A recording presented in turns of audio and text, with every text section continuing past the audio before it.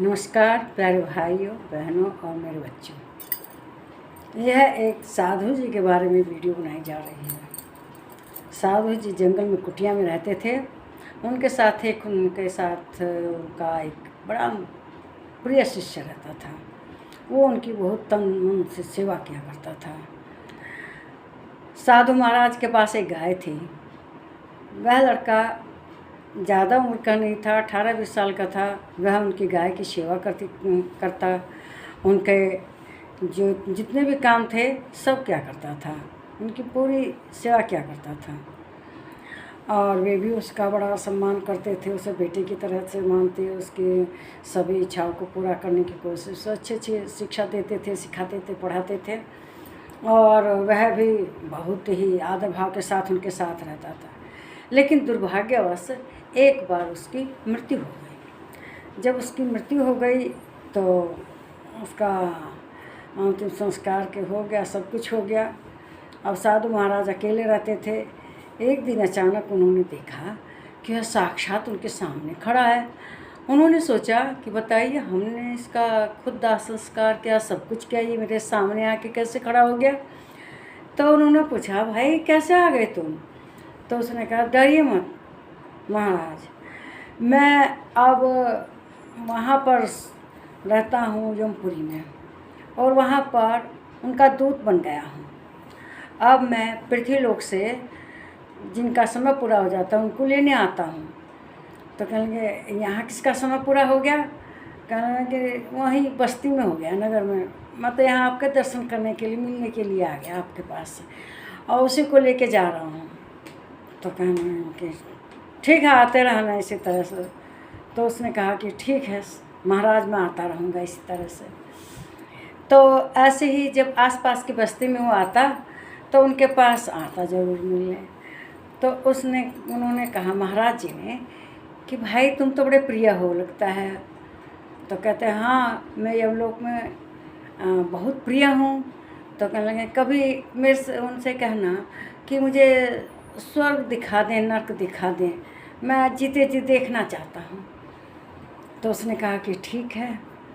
एक बार यमपुरी में वो यमराज के पास थे। बड़े प्रसन्न यमराज नज़र आ रहे थे उनकी सेवा भाव से। तो उन्होंने उन्हें प्रसन्न देख के कहा कि भगवान एक याचना है। कहने, कहो क्या बात है? कि मेरे जो महाराज हैं वे जीते जी यहाँ आकर स्वर्ग नर्क देखना चाहते हैं। तो उन्होंने कहा, ऐसा तो संभव नहीं है, लेकिन जब तुमसे मैंने हाँ कह ही दिया तो ठीक है, एक दिन जाना अपने गण लोगों के साथ, उनको पृथ्वीलोक से ले आना। तो यमपुरी से 3-4 गण चले यमराज के, और रात को सोते समय उनको उठाकर लेकर चले गए। जब वहाँ पहुँचे तो उन्होंने उन्हें बताया कि देखिए आप आ गए हैं, यहाँ देखिए यमपुरी है, और यहाँ इधर स्वर्ग है, इधर नर्क है। तो कहने लगे, अच्छा पहले मुझे नर्क ही दिखा दीजिए कैसा होता है। उन्होंने देखा। नर्क देख के महाराज एकदम द्रवित हो गए। कहीं कुछ हो रहा था, कहीं किसी का शरीर काटा जा रहा था, कहीं कुछ हो रहा था, कोई कुछ कर, मतलब बहुत ही भयंकर यातनाएं दी जा रही थी। लेकिन वो माया का शरीर होता है, वो उसमें उनके काटने पीटने का बस खाली उन्हें यातना मिलती है, वो यातना के लिए शरीर होता है। वो ऐसा शरीर तो उनका दुख भोगने वाला शरीर तो यहाँ पर है, छोड़ के चला जाते हैं। तो इस तरह से उसने यमपुरी में देखा कि तरह तरह की कहने कि देखो, एक हमारे वहाँ पर वो थे, एक हमारे सेवक थे, वो उनसे भी मिलना चाहता हूँ। तो उन्होंने कहा कि ठीक है। वहाँ पर उन्होंने देखा कि वो भी हैं।